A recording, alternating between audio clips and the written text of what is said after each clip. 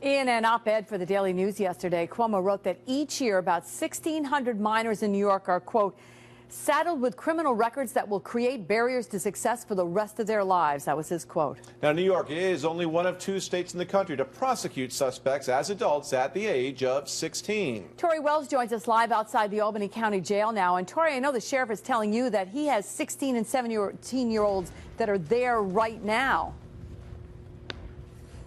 He told me he has 13 in that age range that are here, and he says some of them really don't belong in a facility like this. The sheriff says it is time New York have a conversation about the justice system, especially when it comes to young offenders.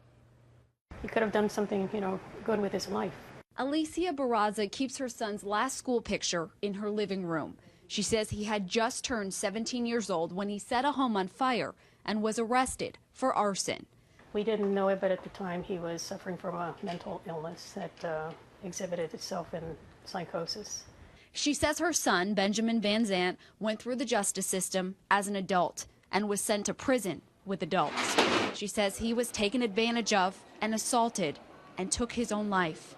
This mother feels the adult justice system wasn't an appropriate avenue for her son.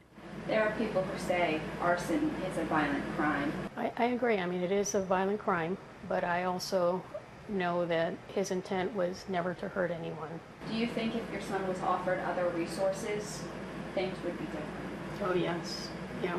And where is the visit? The governor toured Greene Correctional Facility today, calling on state lawmakers to raise the age of criminal responsibility from 16 and 17 to 18. Except for those who commit serious violent crimes. His proposed legislation would give minors access to rehab services and remove them from adult jail and prison facilities.